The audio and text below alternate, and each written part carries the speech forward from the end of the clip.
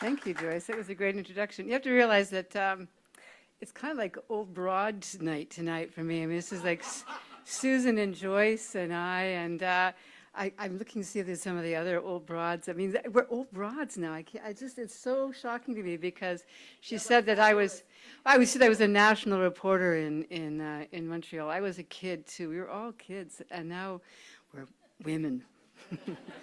We're seasoned women reporters. It's really wild. And I really appreciate everything you said about work I've done. It's funny, I was just thinking today about Bitter Chocolate. I hadn't thought of that book in a while, but I was reading a tweet from Donald Trump, who else, who said in the United Nations today that he wanted to help Colombia get rid of its cocoa problem.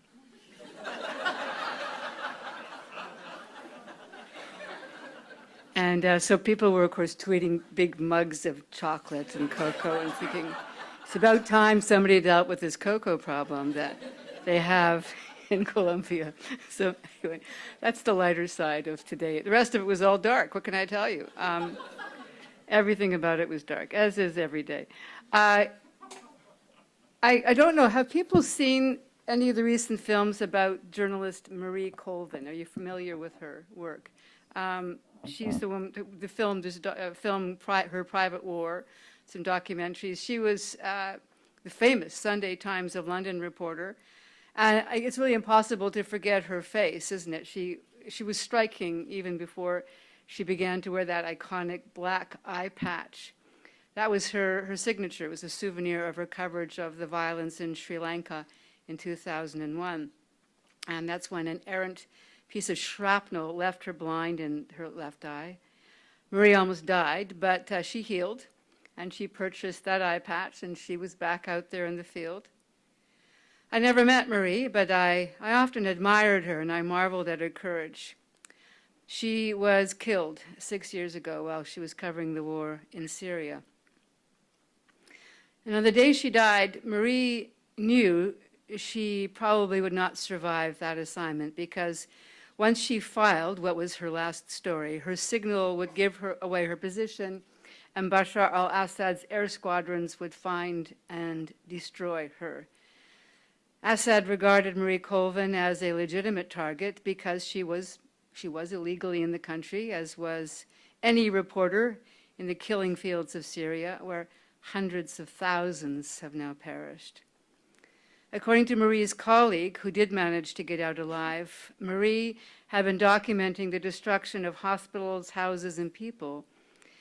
And she had sat beside a small child all night and watched him take his last breath.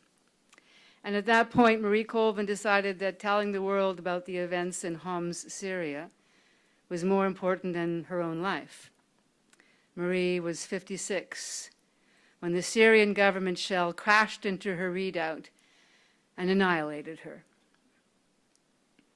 It wasn't the first time that Marie had stayed when others left. Most famously, she refused to evacuate from East Timor in 1999. Dozens of journalists who were there did what seemed to be the sane thing to do, and they hitched a ride out on the last plane to evacuate. Marie stayed behind. She was holed up with 1,500 Timorese women and children. They were hiding from Indonesian forces who wanted to eliminate them. Marie kept telling the world what was happening there, but for several days she didn't file at all because she was simply helping the Timorese women to cope. And it is widely believed that she saved those lives. That wasn't simply the consequence of her reporting. It was the purpose of her reporting. She was dedicated to the people whose stories she told. They were her sources, but more important, they were her motivation, her reason for being there. And in the world of journalists, Marie Colvin is revered, but her way of work is also controversial, and I'm going to get to that. What are a journalist's obligations to her sources? How close should we be with those whose stories we tell? How involved in their problems? And when do we cross the line? Answers to these questions matter enormously because they speak to the foundation of my profession, credibility. If we are biased, if we take sides, if we tip the balance in favor of one version of events or another, we are not credible as reporters. But even if we're not guilty of any of those sins, we must maintain the appearance of neutrality. If you are perceived to be involved with the subjects of your reporting can lose its credibility. You are expected to be disinterested, and that doesn't mean to be uninterested. It means that you don't have a vested interest in the outcome of the story. Without sources, we would have no journalism. All the tools we acquire, the skills we have, our good intentions, all that we aspire to do as reporters, it's all meaningless if we don't have sources. Because without them, we have nothing to report. Even if the source is a document, it still came from someone, didn't it? With a complex of motives, aims, expectations. Sources come in all shapes and sizes. There are media attachés, politicians, lawyers, and police. Many are bystanders, but often they are the newsmakers themselves, the victims, the perpetrators, the winners and the losers. They are whistleblowers who must remain anonymous. They are insiders who tell us things not for attribution. They're sometimes family and friends and neighbors of someone caught in controversy or calamity. They're people we know, complete strangers sometimes. And in the case of Marie Colvin, the victims of catastrophic abuse. Each source is a unique relationship, often a very brief one, delivered to us from eyewitness accounts, evidence, wisdom, insight, secrets, intimacies. And at the same time, they can impart uncertain truth, spin, distortion, ulterior motive, and questionable opinions. Sources carry baggage. A source is, after all, a human being telling you something. That act makes them vulnerable. It exposes them to repercussions, to censure, to mockery, and sometimes actual danger. The source may be the person who takes you to the story.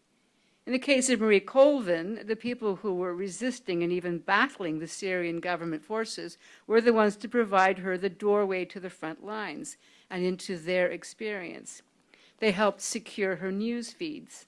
But they also risked their own lives to help her and all the other reporters in Syria to deliver the news, to get the reporters access. And many of those Syrians died in the course of that effort. It's surprising that so little thought has gone into the complex relationship we have with those who inform our stories. And even less thought has gone into questioning our obligations to those who inform our work. And yet reporters confront ethical dilemmas about their sources every day. We talk about them, we try to figure out what to do, and then we fall back on our policy handbooks and we move on. So what do the handbooks say? Most news agencies have a code of conduct for dealing with sources. Reuters says, take no sides, tell all sides. The CBC has a journalistic standards and practices handbook. It states we must establish a clear understanding of the relationship with the source before reporting begins, and we cannot have a conflict of interest with that source in any way. We must be impartial to them and independent from them. There are a few exceptions, but that will be left up to consultation with a manager. But there's almost nothing in the handbook about obligations to sources. The handbooks speak of security, making sure that no one, including the reporter, is in danger. There are rules about giving people anonymity when they speak with us, laying out narrow conditions for doing so. We can't take money from a source. We can't give money to a source. But after all that, reporters, well, we're on our own, with our own moral compass for guidance. And if you think that's easy, you are mistaken.